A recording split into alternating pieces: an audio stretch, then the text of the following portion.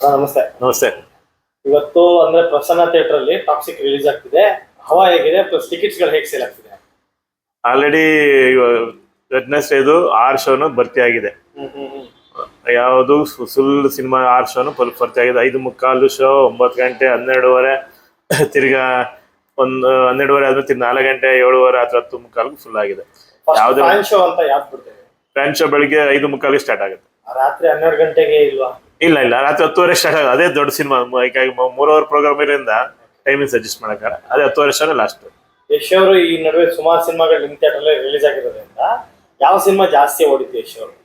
ಇಲ್ಲ, ಆಲ್ರೆಡಿ ಎಲ್ಲಾರ್ದು ಆಲ್ಮೋಸ್ಟ್ ನಮ್ಮಲ್ಲಿ ಚೆನ್ನಾಗಿ ಹೋಗ್ತಾ ಇದೆ. ಅವ್ರದ್ದು ಇದು KGF ಇದು ಒಂದು, ಅದಕ್ಕಿಂತ KGF 1, 2 ಎಲ್ಲ ಚೆನ್ನಾಗಿ ಹೋಗ್ತಾ ಇದೆ. ಈಗ ಟಾಕ್ಸಿಕ್ ದಲ್ಲಿ ನಿಮ್ ಕಣ್ಮಟ್ಟಕ್ಕೆ ಟಿಕೆಟ್ಸ್ ಗಳು ಅಂದ್ರೆ ಬುಧವಾರಕ್ಕೆ ಬುಕ್ ಆಗಿದೆ, ಗುರುವಾರ ಶುಕ್ರವಾರ ಬ್ಯಾಕ್ ಟು ಬ್ಯಾಕ್ ಬುಕ್ ಆಗ್ತಿದಲ್ಲ? ಹೌದು, ಗುರುವಾರ ಆಲ್ರೆಡಿ ಸುಮಾರು ಒಂದು 50% ಹೋಗಿದೆ.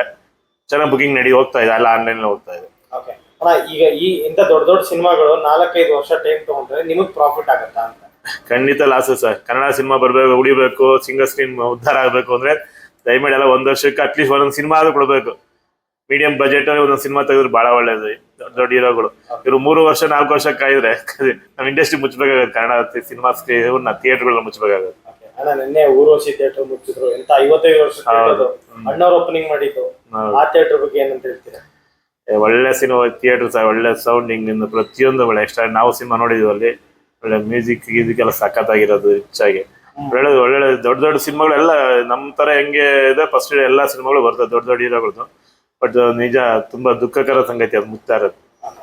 ಈಗ ನೋಡಕ್ ಹೋದ್ರೆ ಬುಧವಾರ ಟೋಟಲ್ ಬಜೆಟ್ ಎಷ್ಟಾಗಿದೆ? ಫಸ್ಟ್ ಟಿಕೆಟ್ ಎಷ್ಟು ಕಲೆಕ್ಷನ್ ಆಗಿದೆ?